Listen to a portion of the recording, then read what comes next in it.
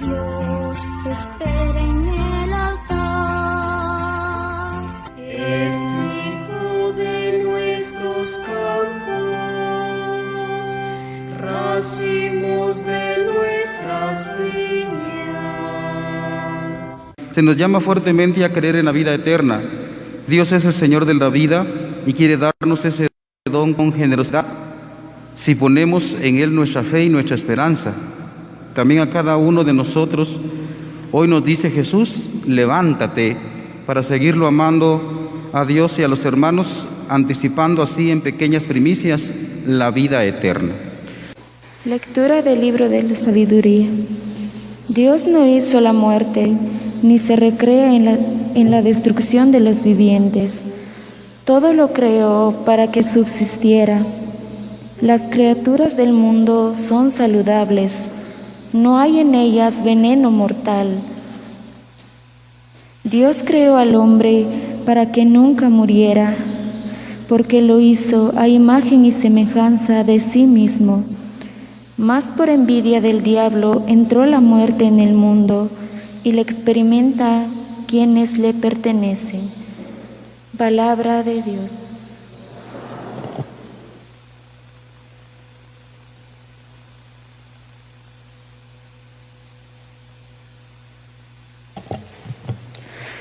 Te ensalzaré, Señor, porque me has librado. Te ensalzaré, Señor, porque me has librado. Te ensalzaré, Señor, porque me has librado,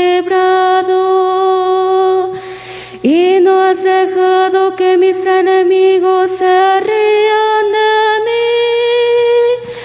Señor, sacaste mi vida del abismo y me hiciste revivir cuando bajaba la fosa. Te ensalzaré, Señor, porque me has librado.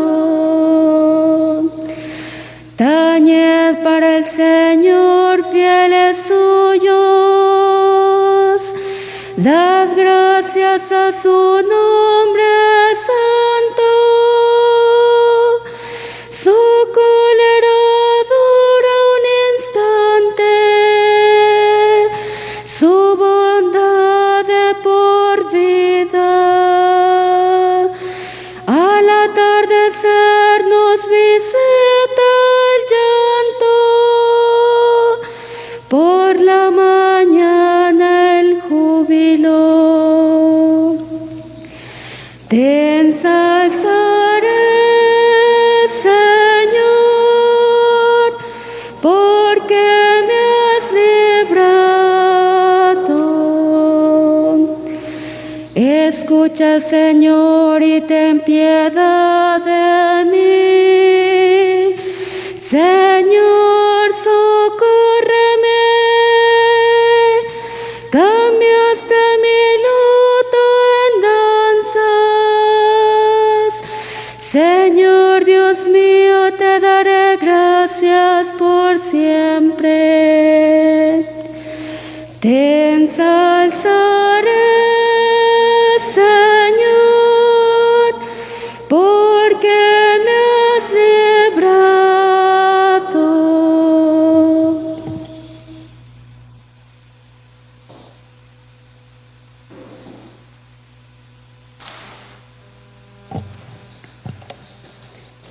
Lectura de la segunda carta del apóstol San Pablo a los Corintios. Hermanos, ya que ustedes se distinguen en todo, en fe, en palabra, en sabiduría, en diligencia para todo y en amor hacia nosotros, distínganse también ahora por su generosidad. Bien saben lo generoso que ha sido nuestro Señor Jesucristo, que siendo rico se hizo pobre por ustedes, para que ustedes se hicieran ricos con su pobreza. No se trata de que los demás vivan tranquilos mientras ustedes están sufriendo. Se trata más bien de aplicar durante nuestra vida una medida justa, porque entonces la abundancia de ustedes remediará las carencias de ellos, y ellos, por su parte, los socorrerán a ustedes en sus necesidades. En esa forma habrá un justo medio, como dice la Escritura. Al que recogía mucho, nada le sobraba. Al que recogía poco, nada le faltaba. Palabra de Dios.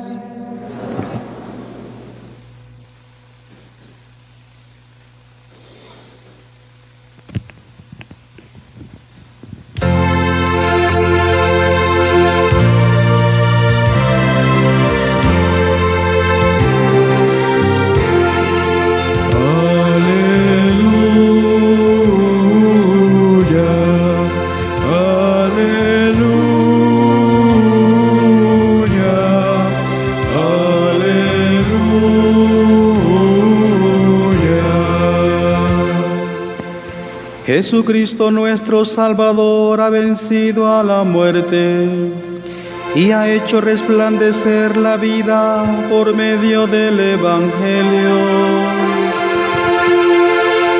Aleluya,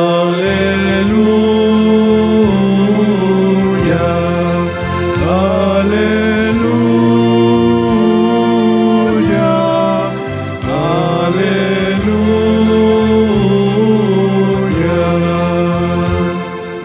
El Señor esté con ustedes. Del Santo Evangelio según San Marcos.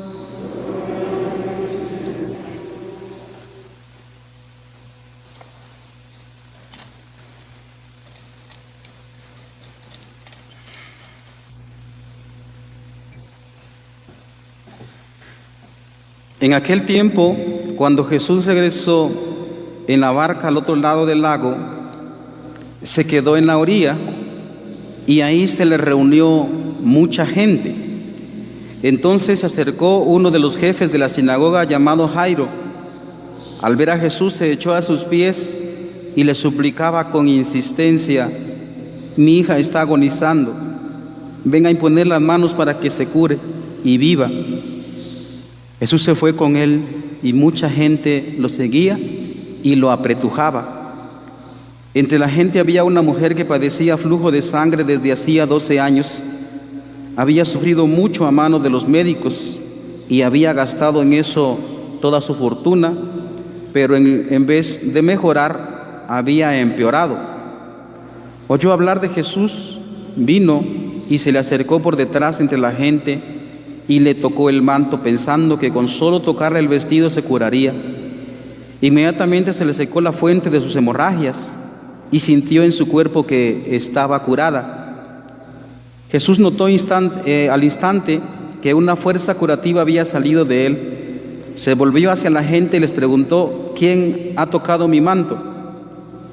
Sus discípulos le contestaron: ¿estás viendo cómo te empuja la gente y todavía preguntas quién me ha tocado? Pero él seguía mirando alrededor para descubrir quién había sido. Entonces se acercó la mujer asustada y temblorosa al comprender lo que había pasado. Se postró a sus pies y le confesó la verdad. Jesús la tranquilizó diciendo: hija, tu fe te ha curado, vete en paz y queda sana de tu enfermedad. Todavía estaba hablando Jesús cuando unos criados llegaron de la casa del jefe de la sinagoga para decirle a éste: ya se murió tu hija, ¿para qué sigues molestando al maestro? Jesús alcanzó a oír lo que hablaban y le dijo al jefe de la sinagoga: no temas, basta que tengas fe. No permitió que lo acompañaran más que Pedro, Santiago y Juan, el hermano de Santiago. Al llegar a la casa del jefe de la sinagoga, vio Jesús el alboroto de la gente y oyó los llantos y los alaridos que daban. Entró y les dijo: ¿qué significa tanto llanto y alboroto? La niña no está muerta, está dormida. Y se reían de él. Entonces Jesús echó fuera a la gente Y con los padres de la niña y sus acompañantes entró a donde estaba la niña, la tomó de la mano y le dijo, Talitá cum, que significa, óyeme niña, levántate. La niña, que tenía 12 años, se levantó inmediatamente y se puso a caminar. Todos se quedaron asombrados. Jesús les ordenó severamente que no lo dijeran a nadie y les mandó que le dieran de comer a la niña. Palabra del Señor.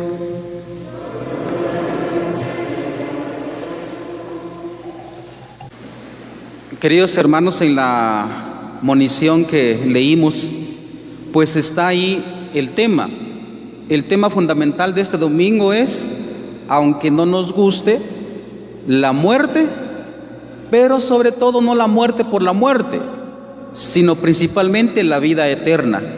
Ese es el tema que está, pues dicho resumidamente, sacado de todas las lecturas que hemos escuchado hoy.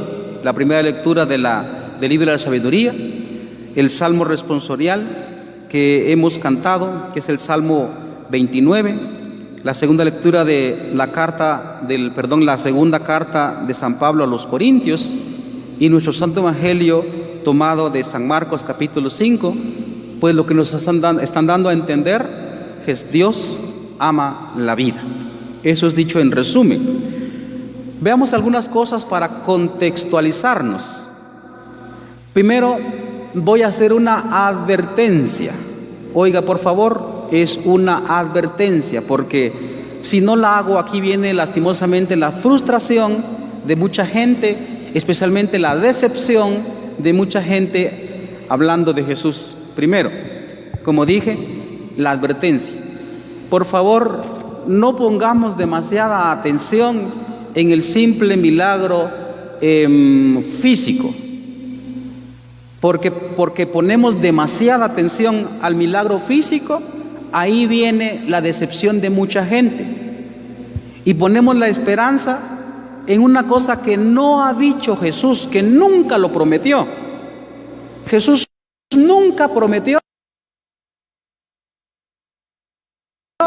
que iba a ahorrar de las tales.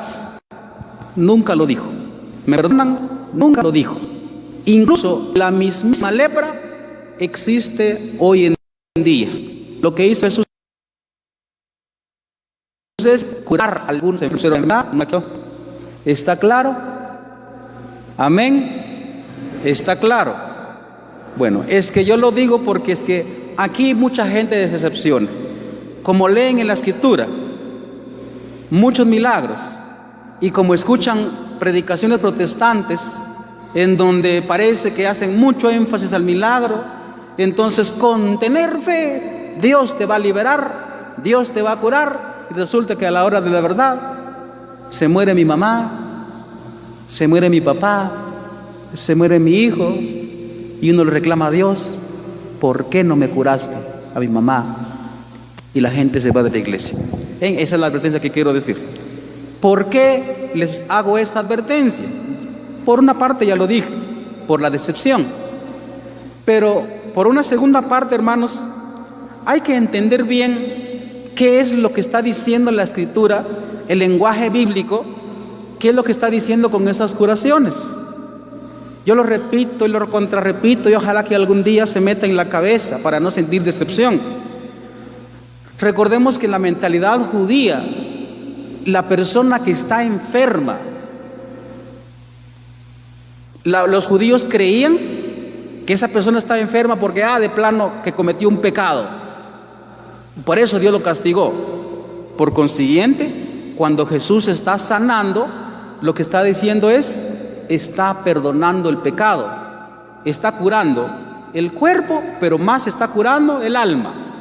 Por eso es que en la Sagrada Escritura el lenguaje es pues muy sinonímico, es decir, se utilizan muchos sinónimos. El Señor cura todas tus enfermedades y sana tus heridas. Él perdona tus pecados. Ven, es lo mismo. En el lenguaje bíblico, enfermedad es igual que pecado. Por consiguiente, cuando Jesús está sanando, en realidad está perdonando el pecado. Por eso es que la enfermedad todavía continúa. Todavía continúa. Y por más que duela lo que voy a decir, esta enfermedad global va a continuar. Va a continuar. No está mal que pidamos que se quite, pero esta enfermedad va a continuar. Nuestra fe es realista, no es subjetiva, pensando que con solo pedir ya Dios ya lo va a quitar. No va a quitar. Esto va a continuar, por mucho que duela lo que estoy diciendo. Bueno, esa es una advertencia que estoy haciendo porque, como digo, nos sentimos decepcionados. Mucha gente se decepciona de Cristo y se va a las iglesias protestantes porque allá sí hay milagros. No es que yo no crea en milagros, porque alguno me puede acusar, ese padre de plano no cree en milagros. No, yo soy un milagro, no le voy a explicar por qué, pero mi vida es un milagro. Yo estoy aquí por puro milagro de Cristo, porque yo ya estuviera bajo tierra hace mucho tiempo. Sin embargo, Cristo me curó. Entonces, no estoy diciendo que no creo en milagros. Bueno, esa es una advertencia. Ahora contextualicemos. Fíjense que aquí hay dos mujeres. Una que dice que padece flujo de sangre y la otra es una niña que acaba de morir. Recordemos que, como digo, en la mentalidad judía, cuando se tiene sangrado, especialmente en la mujer, ya sabemos, en aquellos días que le baja su regla, entonces en la mentalidad judía es considerado impureza. Por consiguiente, esta mujer supuestamente está impura.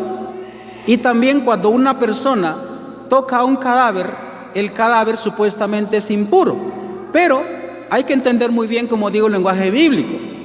En el lenguaje bíblico, lo que está tratando de hacer con esas menciones de supuesta impureza, en realidad lo que está haciendo es sacralizando. Lo que pasa es que, como el lenguaje o la forma de comprensión antigua es difícil, por eso la escritura, para que la gente entienda, entonces mete una especie de miedo y de temor. La mujer está impura, entonces no me acerco a ella. En realidad lo que está haciendo es dignificando a la mujer para que el hombre no se acerque a ella cuando está en sus días, como se dice. Está respetando a la mujer en sus días. Pero en este caso es una enfermedad que lleva dice 12 años. De todas maneras es considerada una impureza. Entonces no se podía acercar porque también se está respetando la vida de esa mujer. En el caso del cadáver, que dice que no se le podía tocar porque quedaba impuro, en realidad está sacralizando el cadáver de una persona, porque no se le puede tratar de cualquier forma a un cadáver. Es lo que está diciendo. Lo que pasa es que es un lenguaje, como digo, muy antiguo. Entonces, para que nos entendamos bien. Sin embargo, aquí también aparece la fe. La fe. Esta mujer, ella sabe que es considerada impura, no se puede acercar a la gente. Sin embargo, no solo por la fe, sino también por la desesperación que tiene por su situación, se introduce en la gente, se escabulle y se mete entre la gente. Es decir, por una parte, desobedeció la ley de Moisés para acercarse a Jesús. También los servidores del jefe de la sinagoga hicieron exactamente lo mismo, tratar de respetar. ¿Por qué? Porque cuando le dicen, mira, tu hija ya murió, ¿para qué molestar al maestro? En el fondo lo que están diciendo es, mira, ya se murió. Lo que va a hacer Jesús, el maestro, es espantarse, mejor no le digamos nada. Sin embargo, Jesús lo oyó, pero él no tiene miedo a eso.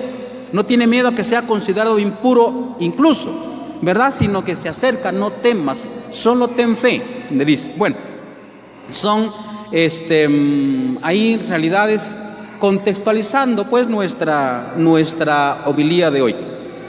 Ahora vamos con nuestra homilía. Hermanos, vamos a pedir algo. Jesús en un momento dice que empieza a regañar, porque él dice que al llegar a la casa del jefe de la sinagoga vio el alboroto de la gente y oyó los llantos y los alaridos que daban. Entró y les dijo, ¿qué significa tanto llanto y alboroto? La niña no está muerta, está dormida. Me quiero enfocar en eso. ¿Acaso no es cierto de que muchos de nosotros acusamos a Dios cuando la gente se nos muere. No sé si usted lo ha dicho.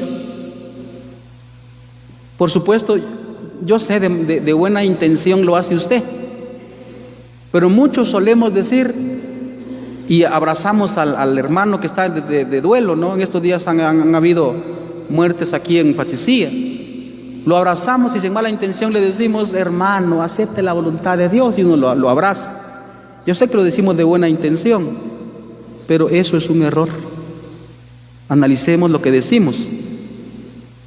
Decimos: acepte la voluntad de Dios, hermano. ¿Qué quiere decir?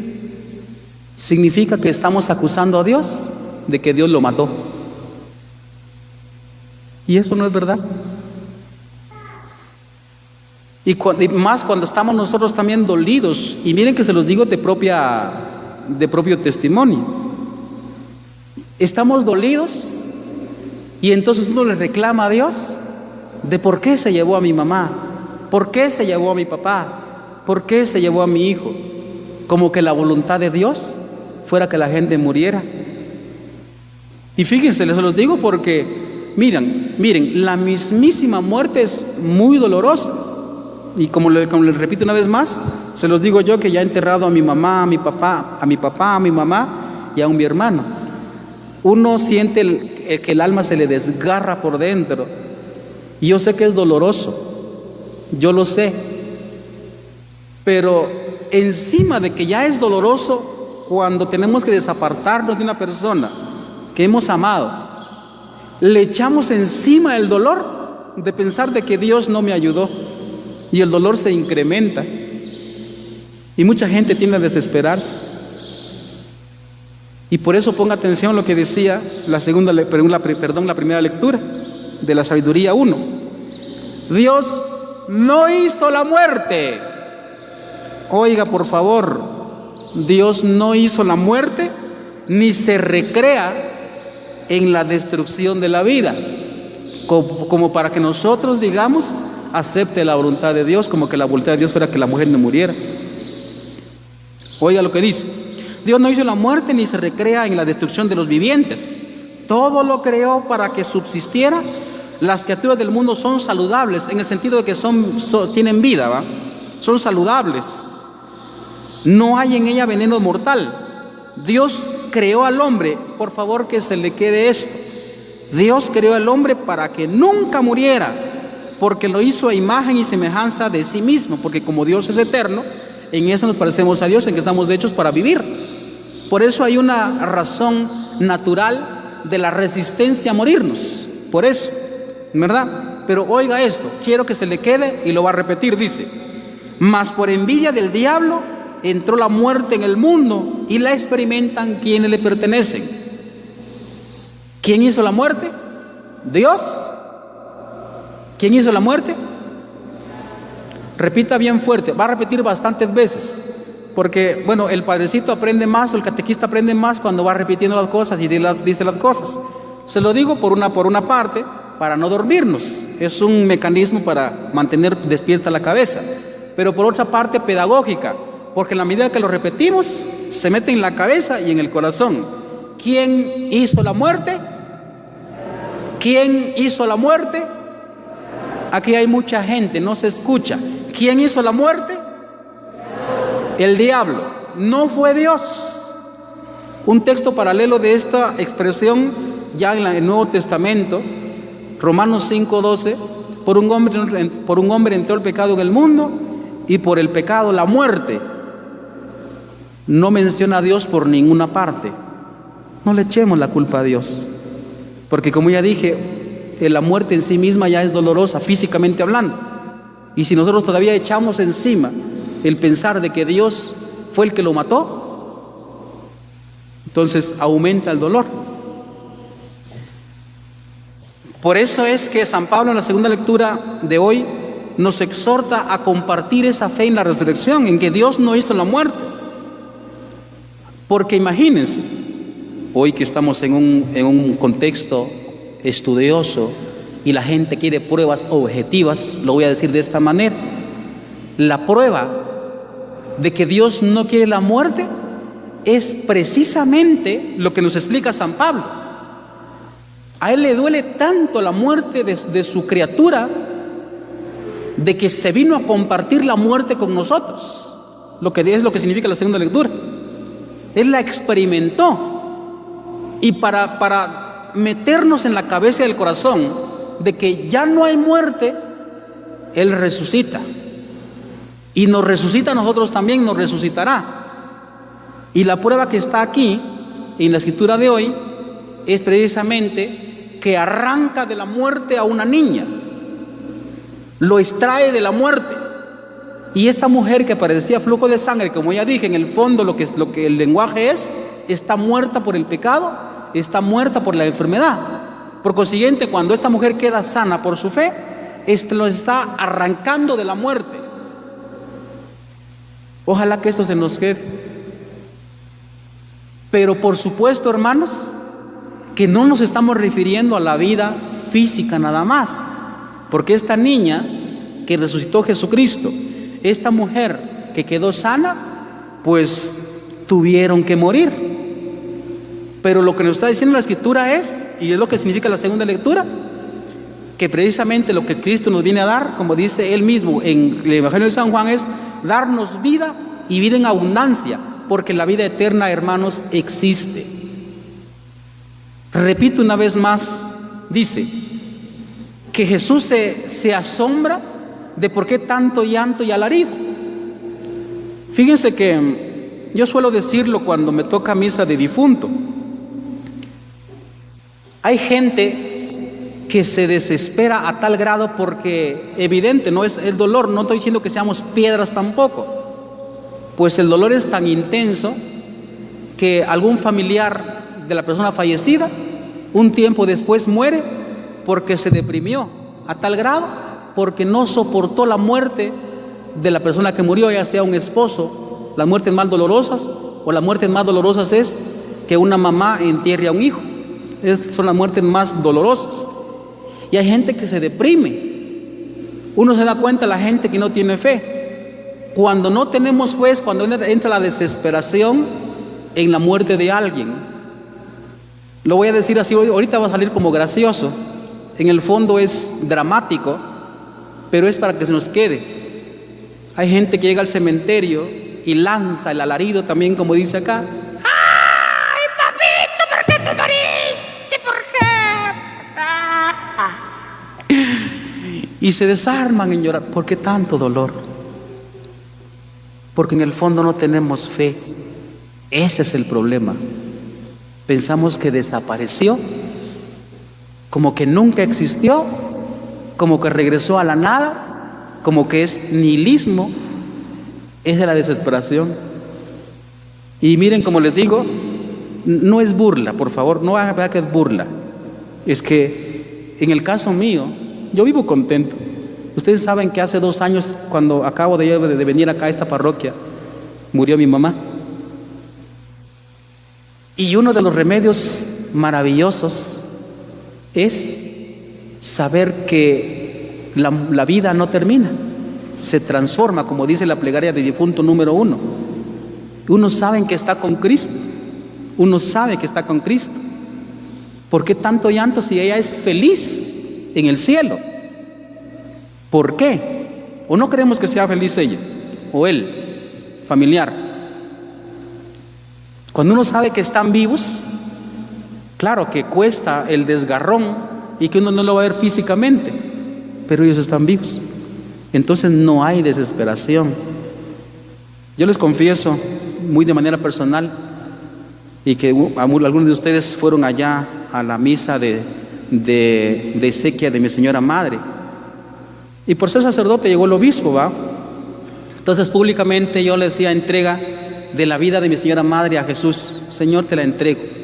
Como dijo Job, de ti lo recibí y a ti te lo vuelvo otra vez. Bendito el nombre del Señor. Cuando uno hace eso, uno respira. Sigue llorando uno porque le hace falta, pero uno respira y uno está gozoso. Como decía el Salmo responsorial: Señor, cambiaste mi luto en danzas, te daré gracias por siempre. Pero eso es cuando uno tiene fe en que la vida eterna existe. la vida eterna existe. Por favor, que se nos vaya quedando.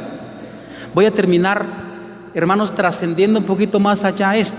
Que este mensaje no solo sea consolador para usted, que de pronto ha enterrado también a un familiar, sino que sea convicción plena de la fe que hay que poner en Jesucristo.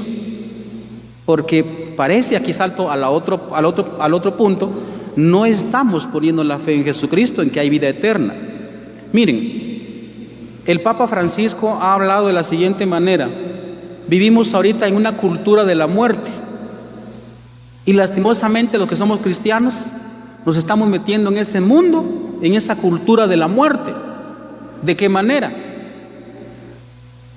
Si nosotros decimos que somos cristianos, tenemos que ser propagadores del evangelio de la vida a todo mundo, pero no, parece que estamos metiéndonos en esa cultura de la muerte. Por ejemplo, voy a ser muy concreto ahorita. Por ejemplo, la gente, nuestros cristianos, hermanos de comunidades, están practicando abortos. Mire cómo habla el joven, la muchacha, que tienen relaciones sexuales y no son esposos. Es que yo me cuido, y lo que quiere decir es que se puso un condón, se inyectó una inyección, que se metió una píldora, que se metió un dispositivo intrauterino. Es que yo me cuido, y lo que está haciendo es abortar. Suena duro esto, pero eso hay que decirlo. ¿Y cómo nos están engañando? Cambiándonos el lenguaje. Dice, me cuido. ¿Con cuál me cuido? ¿Cuál me cuido? Ese cuidar no es cuidar, es destruir. Y para que la gente aborte, los poderosos han cambiado nuestros conceptos, y uno lo va aceptando pasivamente como que eso fuera normal. Por ejemplo, cuando se habla de aborto, no se dice aborto, no se dice que mató a un niño en el vientre de su madre, sino que dice IVE, dice EBI, ¿ahí cómo es? IVE, interrupción voluntaria del embarazo. Y eso suena muy bonito. ¿Sabe qué significa ese vocabulario? Significa analgésico. Para que no duela tanto, no vamos a decir matamos a un niño. No, interrumpimos el embarazo. Y uno aborta. Mucha gente está abortando. Yo tuve, no acá. Eso lo aclaro muy bien. No acá. Un día descubrí un aborto frente a la iglesia. Ahí estaba un muchachito tirado, chiquitillo. Era un aborto. La gente está abortando. Los novios hay que tienen que pensar lo que están haciendo.